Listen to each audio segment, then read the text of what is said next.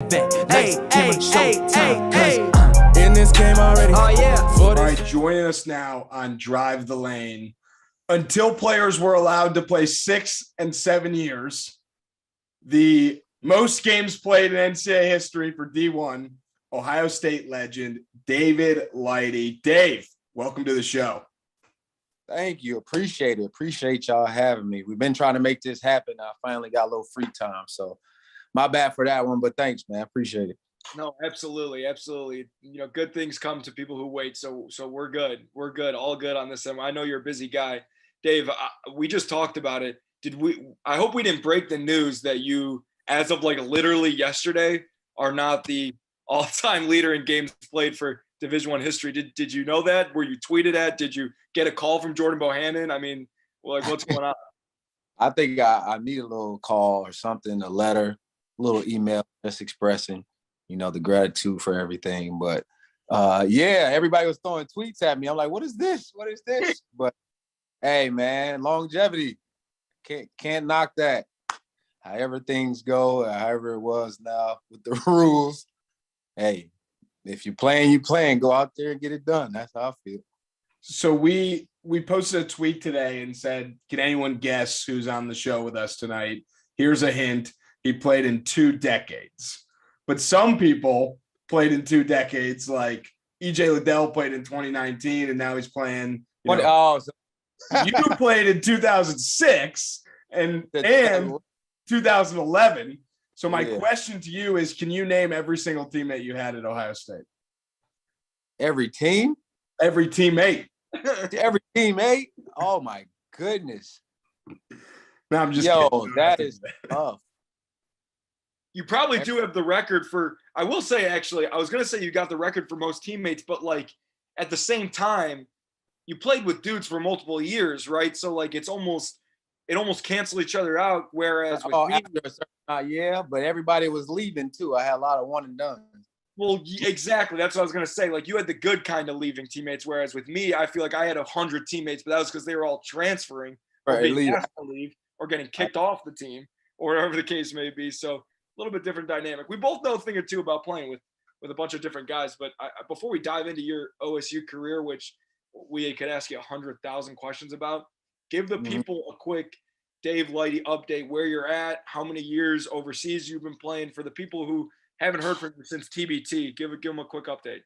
I see. Well, they say I was in college forever. This is really forever. This is my 11th year now, playing professional overseas for Asvel in Lyon, France.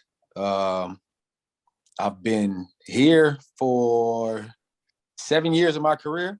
So I would basically say this is my Ohio State for my pro career, if you could say, and I'll probably end up retiring here. So basically I'm a Frenchman for the last, 12 to 15 years of my life, but I played in Italy for 2 years and then just here in France. So it's been amazing, man, and still continue to play and be blessed for the game of basketball to take me all around the world and have the connections. You were just talking about all the teammates. A lot of those guys I still keep in contact with. So it's literally a lifetime brotherhood, coming from Ohio State. So just trying to keep going as long as I can till my body tell me sit down somewhere. Well, you've had a very successful career over there. A couple MVPs, couple championships. What are the championship numbers up to now? How many have you won? I like to win, man. If people know me, they know that one. I like to win, but it's strange because here it's like you're playing for 3 or 4 trophies each year. So you got the French League, which is the domestic league I play in. Then with that league, we have the French Cup, which is just a tournament throughout the season. And then we have, it's called the Disney's, the Leader Cup, the Leaders Cup. It's like having the Big Ten tournament, but in the middle of the season. So the top 8 teams, we go to Disneyland in Paris. They set up this big basketball court and you play for a trophy. And then we have our Euro League that we play in. If we win the championship, we get a trophy. So each year I'm possible winning probably 4 or 5 trophies. So I want to say like 12 total, something like that. So I've got 4 French championships So I guess that would be the one to gauge from, since this is the league that I played in the most. So one thing that I always think that's fascinating about guys who were great college basketball players that go overseas, obviously you have a ton of teammates who are foreign, whether they're from France or from Italy, like you said, in the different countries that you played, but you also play with some of the best guys that you played against in college. And I want to know who your, not necessarily your favorite teammate, but the best player that we would know from being an incredible college basketball player that you've either gone up against or played with overseas. Oh my goodness, it's so many guys. Literally, I've had teammates. Norris Cole, that's my guy from Ohio. I've known him since high school. Jordan Taylor from Wisconsin, he was my point guard here. It's been so many guys, even going back to my freshman year when we lost to Florida, Torian Green, he was my point guard here as well. So it's crazy. Like you just said, it's too many today to name one. I couldn't just name one. It would be too hard for sure. Do you ever play with someone, and you might not be doing this anymore, maybe it's changed to comparing to, early on in your professional career, but when you were first starting out playing, was there anyone that you were like, man, this guy plays a lot like this guy that I played with at Ohio State, or I really feel like I have good chemistry with this guy because he does this, which I got to do at Ohio State? Oh, for sure. I mean, those have been the teams where you've been the most successful because you fit. That's what I've been lucky with being here. I found a team that lets me play my game, and I fit their system. And it's like new guys come and go here and there, but we all try to fit that puzzle each year. So for sure, I've been taking that every year since I've been playing. Well, obviously we're excited about your pro career. You say you're going to retire soon, but that's knowing you, that's probably not true.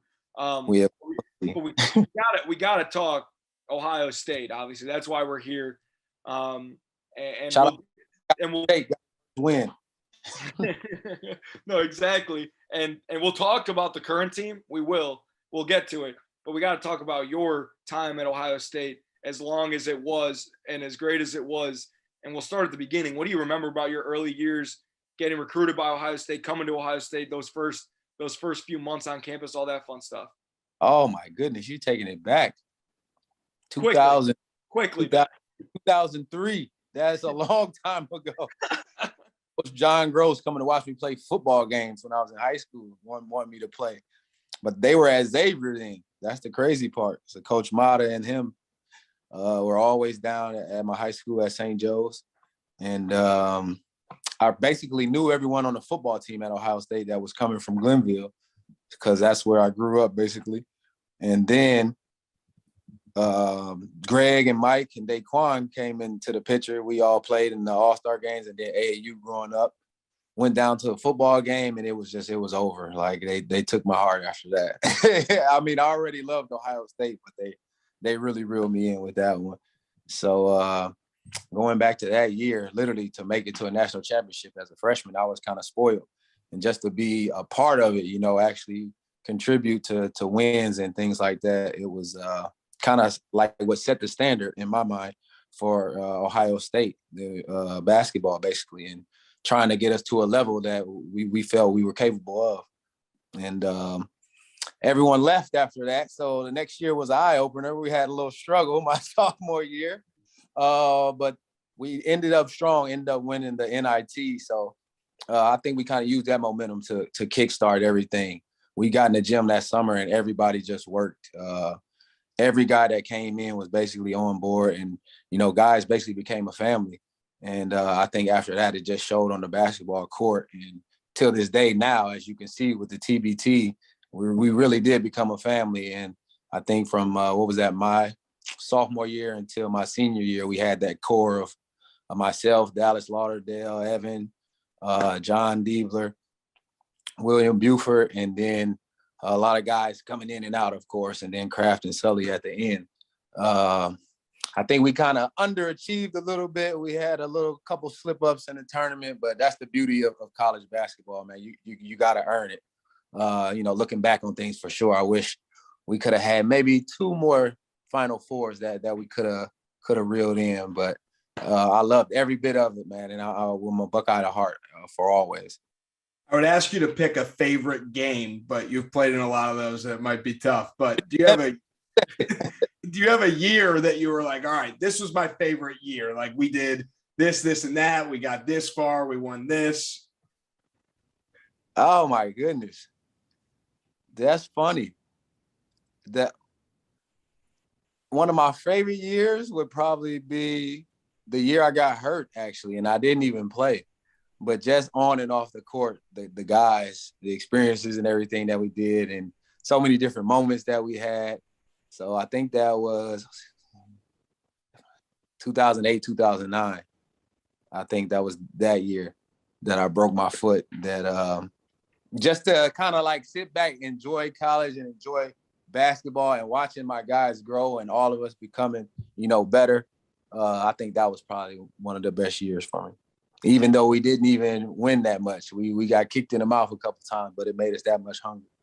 I was going to say, it must be nice when you're injured on the bench and you know that in a tough loss, you don't have to wake up the next day and run and practice. And you're like, you know what? Like, man, this is a great learning experience. Like, it's just. Yeah, I got to see from the other side, so for sure. Definitely.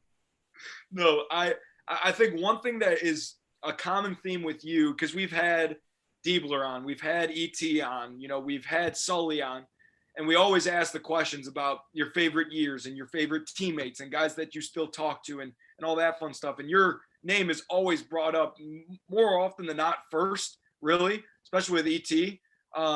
And obviously that's because you're a great teammate and you also were a leader for so many different years. And my question surrounding that is kind of, why you? Like, what's your makeup that makes everyone gravitate towards you and makes the coaches love you so much? And why David Lighty? That's a great question. I've really never been asked that question. I don't know. I mean, I think it's my just my outlook on things, my attitude, my upbeatness, my optimism. I'm very optimistic. I'm always thinking of a better thing or thinking of things could be worse or something like that. That's always me. I'm on the bright side. I don't do bad days, is what Coach Mata would say.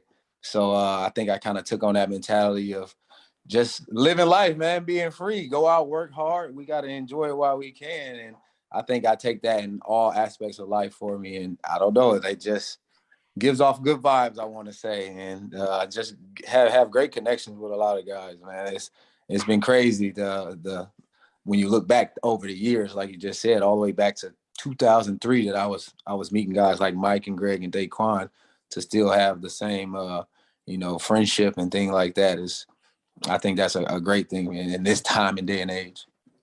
As Joey mentioned, you are in everybody's version of this, but if you're making your starting five out of your teammates, obviously you're putting yourself in it. Who are the other four? Who are you surrounding yourself? Oh no, I can't put myself in it. We got too many good players, man. That's fine. You can be coming off the bench. You got a foot injury, so you're out. I could come off the bench or be a player coach or something like that, man. Yeah, absolutely.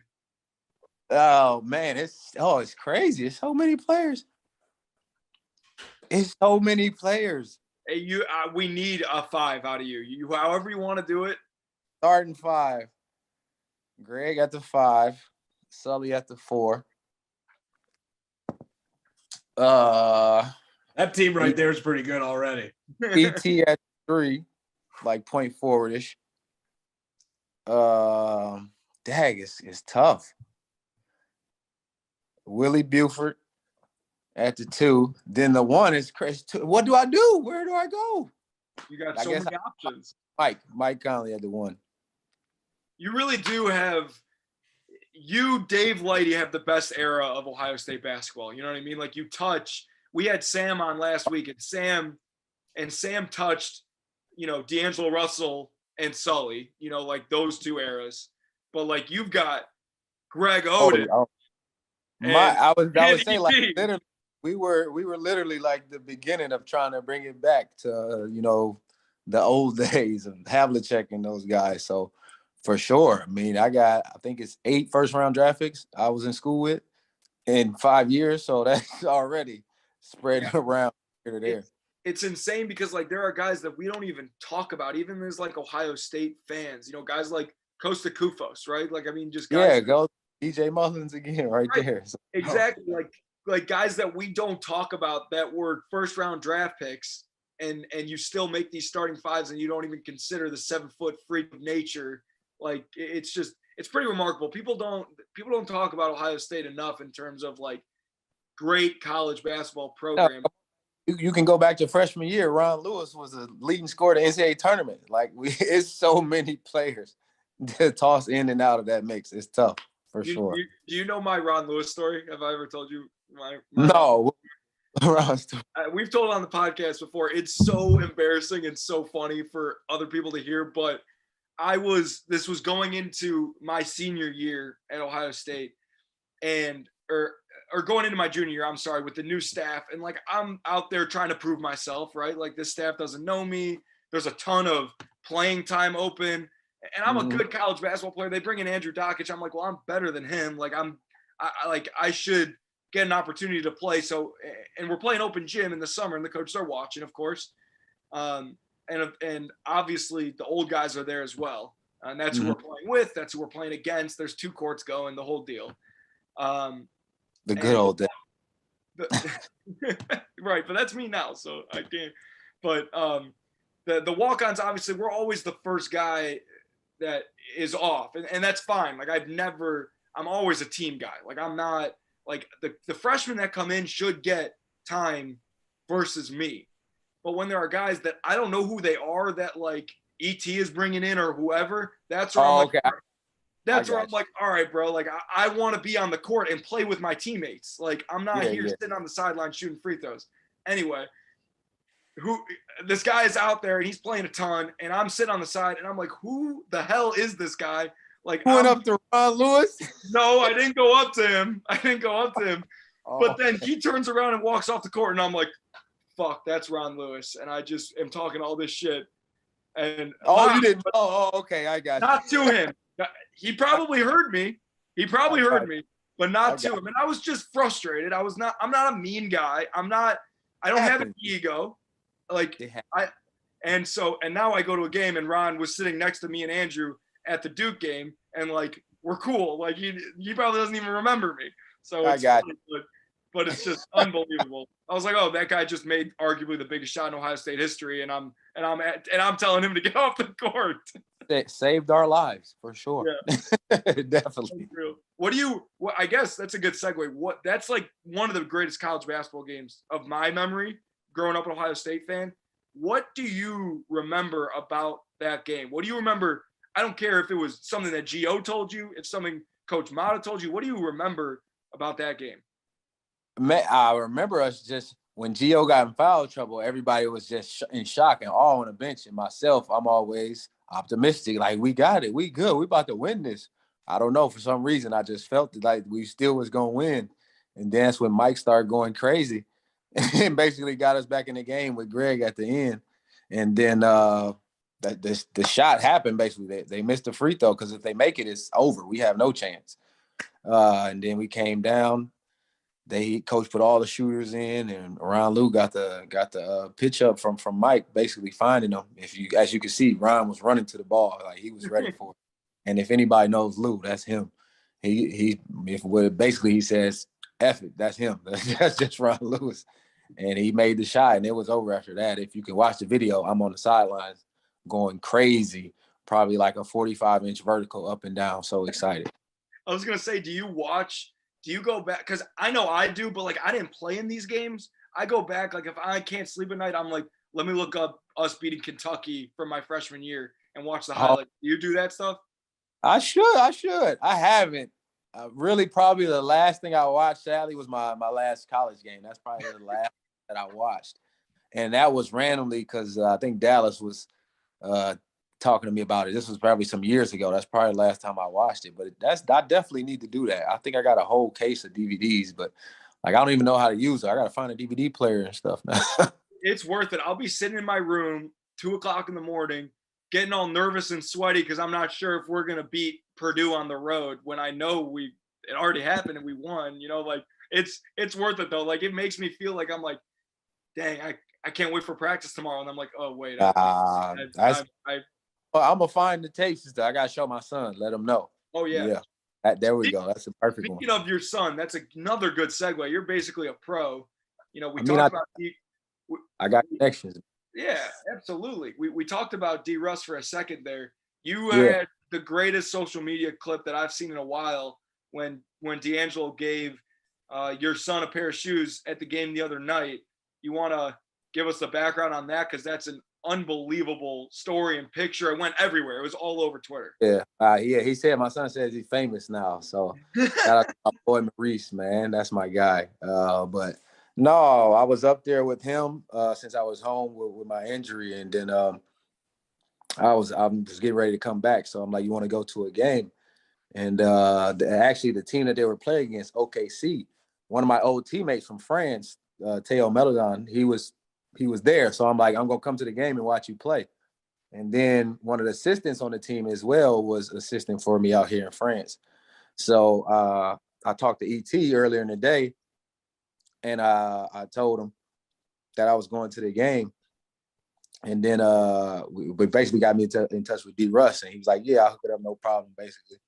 And he got his brother basically got us the tickets and stuff, and we went down to the game. Then afterwards, Reese was going crazy. I didn't know he was going to give him the shoes, but he, walked up to him and stuff and gave them to him. So it was great, man. That's about definitely Buckeye love to him. Always grateful for Buckeye Nation and the brotherhood that we have. But he basically made my boy's day. So he tried to wear him to school the next day. So I think he was a little excited.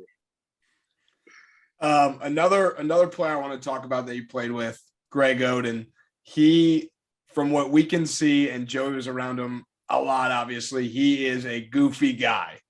So I'm wondering if you got any good Greg Oden stories that maybe haven't hit the airwaves yet. Stories for days. Boy, I'll sell a book at Ohio State. It'll be. Well, give us one. Give us the epilogue of that book. Years, man. I got many years. But Greg is a shy, reserved guy from afar.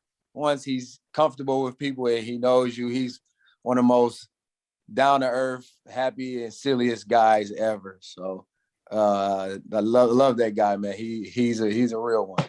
But it's too many stories, like from people chasing him around on campus to him talking about he don't know how to talk to girls freshman year.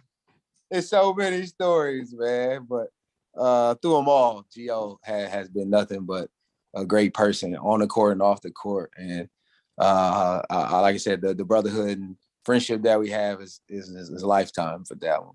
So follow-up question to that. I got caught in the trap of, if I was out getting dinner with like Kada, people would come up to Kada, ask for pictures, whatever, and I would end up taking the picture. Mm-hmm.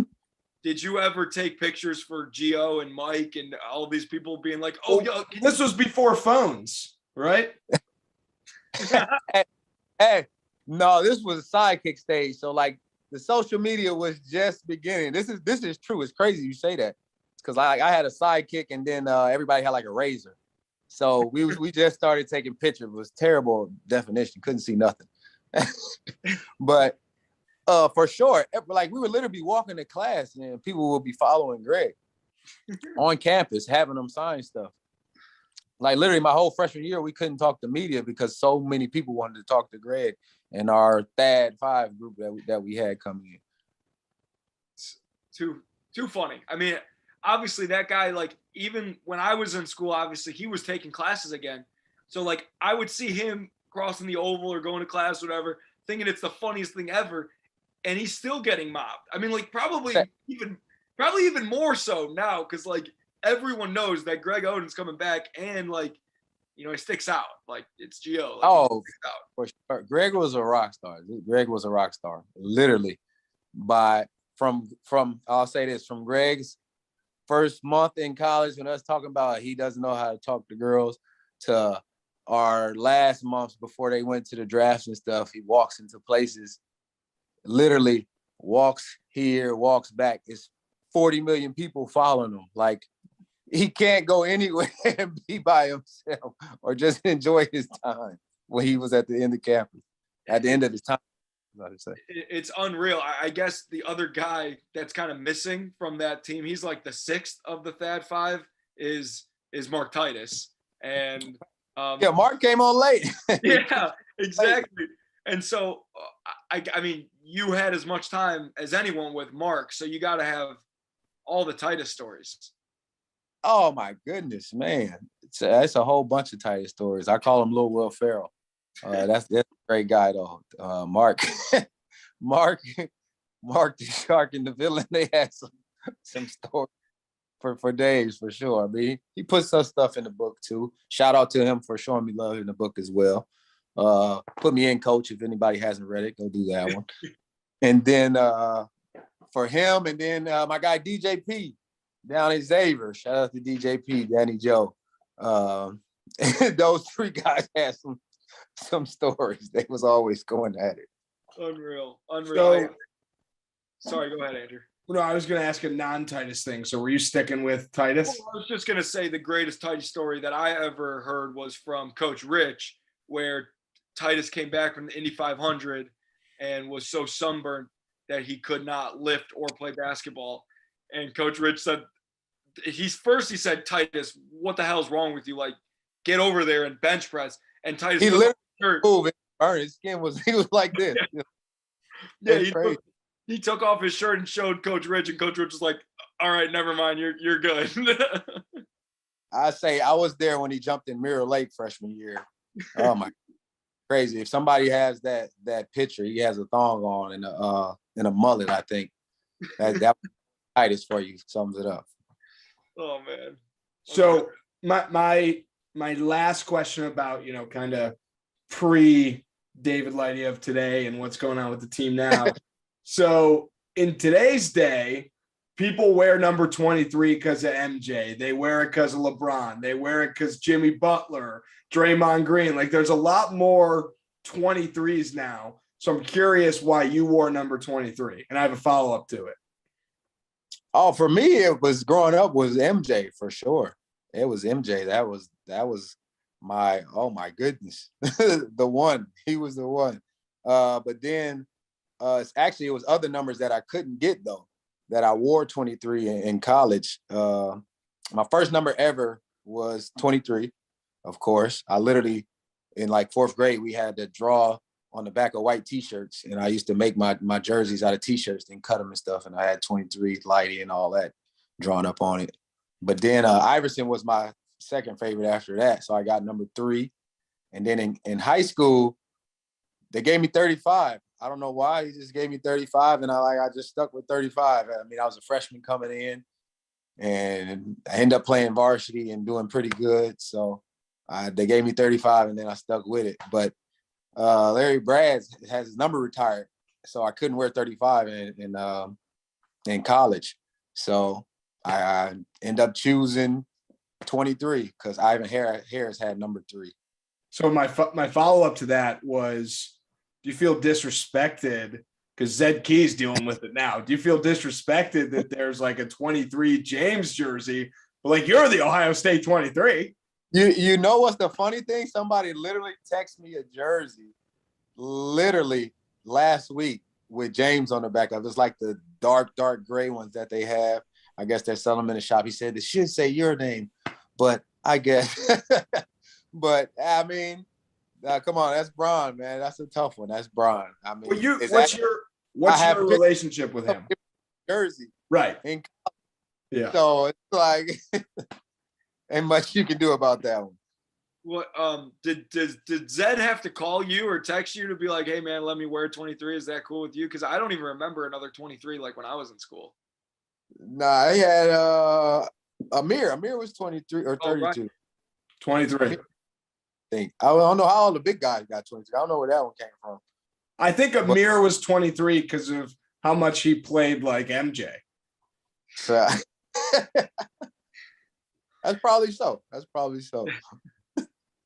But yeah, it's up for grabs now. Basically, anybody can get it, man. Just go out and work hard and represent the number right is all I can say. Just go out and getting wins for us. That's all that matters for me.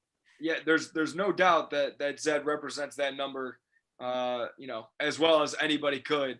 Talk about a fan favorite and favorite teammate. I guarantee you when we're interviewing EJ Liddell in 7 years, he's going to be like, Zed Key was my favorite teammate. For sure. That's going to be all of them. They say he does it all. Right. 100%. How obviously the fact that you were home helps. How much are you able typically to keep up with the Ohio State teams during the season? Obviously, time changes and time zones make it difficult, but how locked in are you to Ohio State hoops since you've left school?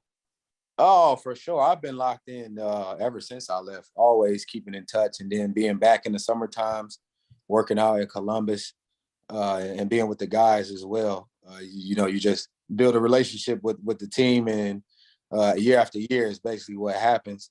And, knowing guys on the team still to this day, literally watch the game. Like I said, shout out to Jake Diebler getting his first win. But it's every year, man. That's a given. I'm going to be following the team and interacting and making sure the guys are doing right. Like you said, it's a brotherhood for lifetime. So when you watch this team now, what do you think some of the things that make them click are? And then on the other end, when you watch the team, you said you've been back in the States a little bit, so you've had some time to watch, I assume. Start with the good things, but what are some things you're like, man, if only they could do this, or if only they could do that? Well, it's crazy because the game is so different now. Oh, my goodness. From when we played or when I played in the Big Ten and going, dang on 15 years. Oh, well, so it was literally like you playing Wisconsin all the time, except for when we played Michigan State. They were literally the only probably other team who was trying to get up and down. But the team, the explosiveness that they have, like they started the other day versus Northwestern, like that, you see the flashes of that and you want the consistency of it. But then you look and guys are still young, guys are still new. They still haven't built the chemistry, So month after month, I think you can see it getting better and better. But then the COVID stuff happens. That takes a lot out of you and trying to find a rhythm again. So, you commend the guys. You can see that it's there. But only thing for me, bad, I should say, or negative, I should say, is up and down too much. I think it's up and down too much. Like we get up 15 or 10 or something, then we take our foot off the gas a little bit and let teams get back comfortable into it. So, that's just a learning curve, though. So we'll see, how it goes the rest of the season. You obviously were the guy that was more often than not guarding the other team's best player. And the reason why I say that is because defense is clearly the struggle for this team. They scored 95 points or whatever against Northwestern. That should win you every game by 20 points, right? If you're playing hard on defense. If you had to tell Holtman and Diebler, who is the defensive coordinator, so to speak, for Ohio State, if you had to give them one thing for defense that you took as, your hallmark for the defensive end, what would you tell them? Oh, it's cliche, but it's the details. It's the little things. And at the end of the day, we're kind of undersized. We kind of play small ball. So the rebounding as well, but that goes to being fundamental and doing the essentials. Like those are non-negotiables. Those are a given. When you're on the court, you got to box out. Is not letting your man go left when we basically told you all week, he's going to try to go left type of thing. Those things have to be consistent throughout the game, the 40 minutes. We used to call them 4-minute wars. That's what you want to do, have those little games within the game and win each war. And you're not playing against what the score is. You're playing against yourselves, trying to get better for later on, down in the season. That's what was our mentality, I should say, when we played. So, I just had a good question, but it just left my mind. Let me see if I can get it back. All right, I got it. All right, I got it. What's your go-to, like, hey, back when I was at Ohio State, we had to do this. You guys don't have it bad at all. Oh, my goodness. It's too many. They live in life down there, man. Oh, my gosh. We say we kind of paved the way because I wasn't even there for the new gym. So we didn't even get to experience that. So we were like, oh, you guys are welcome. type of thing. Oh, I mean, I say stuff like the Coach Rich stuff, like the circuits and the 5 miles at 5 a.m, all that stuff. But like for me, I don't even count because like it's just so different. But we can go on and on about that stuff. Andrew, you got anything else? Everything is different now. Literally everything. I mean, we can even, NIL. Like, come on, like, yeah. $1 billion. What they're allowed to do, what they get, how they living, all of it. Like Coach Mata made us stay in the dorms. Like we had it here. You were locked in. I have one last question. My last question: in all your years of playing, have you ever missed a free throw on purpose because you saw that your sub was at the scorer's table and you would have been subbed out if you made the free throw? Ask Evan, he's gonna say yeah, because I always miss free throws in college. Like it's either I made them all or I missed them all. So for me, no, I didn't do that one. After freshman year, shoot, I played probably 37 minutes a game. So it was time for me to go sit down. I was probably tired, so it was time to rest. All right, my last question. One guy that you never got to play with, who came after you at Ohio State, that you wish you had a chance to play with, who would it be? Oh man, you can't say me. That came after me that I didn't get to play with.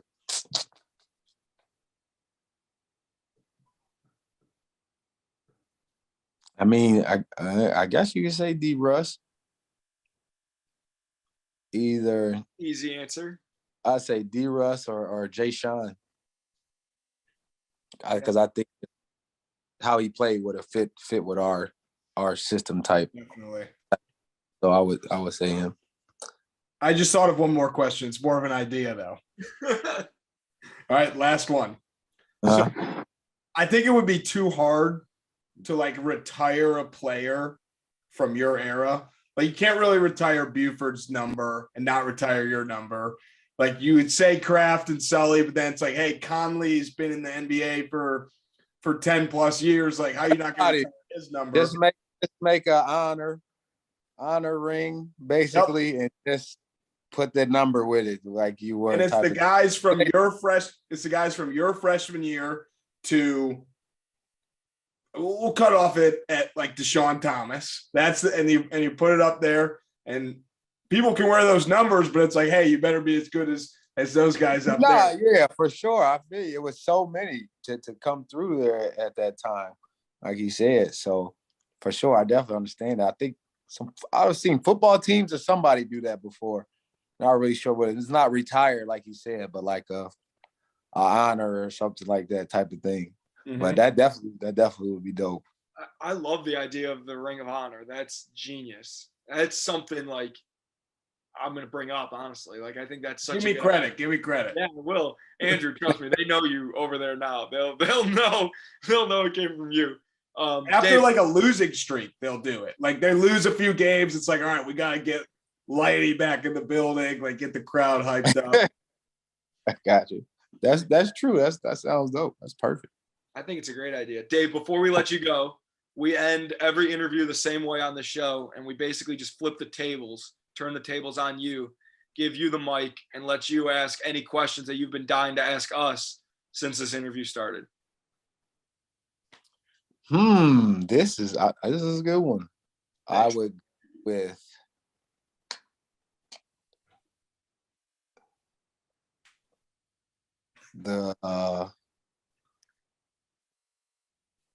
the greatest moment off the court in Ohio State history for you, I guess I would say.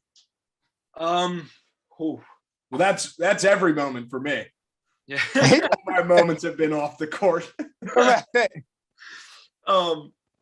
Great question. I two different things. I would say going to the NCAA tournament, just that trip, it was just insane. My first year, we were followed by cameras. We were given tours of our hotel room. We were after we won the game, we stayed up and watched all the games with the coaches, like all of us together watching all the games. Like that was just a blast. I think beyond that, like going to the PK80 tournament was really, really cool, where we got to, tour Nike's campus and meet Phil Knight and all that stuff. Doing our foreign trip. Yeah. Unreal. Doing the foreign trip where. Oh, my foreign trip was amazing. We went to Canada, but it was amazing still. Yeah. We went to Spain and it was just ridiculous and just so much fun. One specific moment, which I think is a little bit unique, like a unique way to answer this question, is obviously a lot of the stuff that I did was different than, say, a Keita Bates-Diop or Jay Sean Tate or EJ Liddell. The list goes on and on, right? Like I was the off the court guy. So we had a huge game against Iowa at home my senior year. One of the last home games, not senior night, one of the last home games, and a game that if we won, Iowa was ranked. If we won, it basically all but cemented us in the NCAA tournament.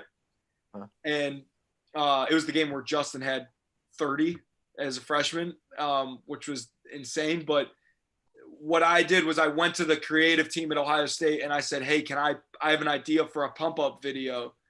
Can we make it? And they were like, absolutely. So we shot this video of me like walking from the locker room, like past the training room, past the hockey locker room, all the way out to center court, and like giving this monologue about like how important Ohio State is to us and how important the fans are and blah, blah, blah. And it just went nuts, and the stadium was like sold out, and we won the game. And like, obviously I'm going to just sit here and say it was all because of me making that video. It was. But it was just like the perfect embodiment of my 4 years, like everything that I wanted to do and create this like brand for myself while also working my ass off playing basketball. It like all was capped by that moment, and it worked out perfectly, and my teammates loved it, and it was just like we just goof about it. We talk about it to this day. Like it's just such a funny video, and I think that's like the most specific thing I could think of, like off the court funny stuff. That's up there. I mean, it's just beyond the teammate stuff. That's what I remember about Ohio State, is like being asked to make all these crazy videos all the time to get students to come to games and stuff. That's the memory stuff that you don't get back, that you got to make last for sure. No doubt. You got anything else for us? It's all right if you don't. We don't. It's that's a tough question. Tough question. I'll say experience. Who your first time meeting one of those guys that kind of was like your, oh my gosh, that's him moment at Ohio State. I remember basketball, football, anybody, it doesn't matter. I remember meeting Urban Meyer the summer going into my freshman year. That was insane. I remember we had him on the show. We had him on the show, like talk about full circle. It's hilarious. But beyond that, I do remember going on my first recruiting trip, and I was not recruited in the same way that you were. Coach Motto was not coming to my baseball games when I was in high school. But Coach Sparts was recruiting me, and he wasn't even an assistant coach, right? So a little bit different. But I came to practice and meeting all the coaches for the first time as a freshman as a senior in high school.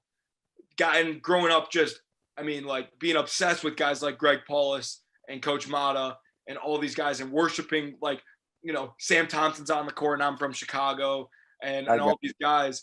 Like, that experience being at practice for the first time was insane. And meeting Coach Mata and him like saying, Joey, it's great to see you, before I could even say my name, I was like, what is going on? Like, this is insanity. So that's for me. Andrew has even better moments, because bringing him onto this podcast and having all these guys come on the show and him meeting them in person, he has 100 of them. And I think I know Andrew's answer. Oh, who's the top one? Well, I have an answer that predates the podcast. Do you remember when the Big Ten tournament used to be in Chicago? Mm-hmm, for sure. So one time Sully, I was like the biggest Jared Sullinger fan because I was a little thick. I've said this exact speech many times. I was a little thick, so I kind of like it was a role model, you know. And I see him from across the United Center. I'm at the Big Ten tournament. I'm like, see the section, blah, blah. I'm like, I'm going and I'm getting a picture with him and I'm saying what's up. And I like walked all the way around the arena and I went down and I was like, Sully. And he was like, waved me down. And the person at the United Center was like, whoa, you can't go down there. And he was like, no, he's with me. And she was they was right. hating. Oh, is he let you through? Okay. He was like, all right, go ahead. And I took a picture with him. That was my first experience. And that was like 15 years ago or whatever it was. But then on the show, Joey, I don't really I mean, all those guys in person were crazy. TBT, the year you guys won, we were like in the lobby with all you guys. That was everybody came up too, literally. That day was crazy when I was just like hanging with everyone in the lobby. So I'd say that day. I got you. We were going over to interview Kraft, Diebler, and Sullinger all separately for the show. And Andrew, being the Sully fan that he was texting me all day. He's like, hey man, like what, you know, I'm all nervous. I'm this, I'm that, clearly visibly nervous, but he was fine, you know, but you know, he showed up wearing a polo and like, he's looking all official. He was so nervous. And it's just funny to look back. Cause now when Andrew sees Sully, they're like best friends. But before it was like, it's very fun. Nothing like that though, man. Definitely. I understand. Yeah. Well, Dave, we appreciate you, man. This was awesome. This was incredible. I'll make sure to send you all the links and stuff so you got them. And no, man, like you said, we've been trying to do this. So one more thing. Yeah, no problem. One more thing. So I told you we posted on Twitter today, and we said, all right, Buckeye fans, if you can guess who we're having on tonight, he'll give you a shout out. So this guy, Stefan or Stefan at Steph_24 guessed it. So will you say, hey, at Steph_24, congrats on guessing that I was on the show. At Steph_24.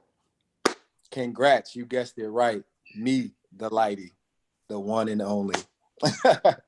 Congrats, man. Unreal. Perfect, man. Well, we appreciate you. You're the man. We'll do this again sometime soon. No, thank y'all. Definitely had a good time too, man. Absolutely. Get healthy. Good luck the rest of the year. And we'll be in touch. See this last go around for TBT, man. All right, we're holding you to that. Yeah, we're looking forward to it. Yeah, me too. We need some revenge. Yes, sir. Yeah. Thanks, man. All right, y'all. All right. Bye.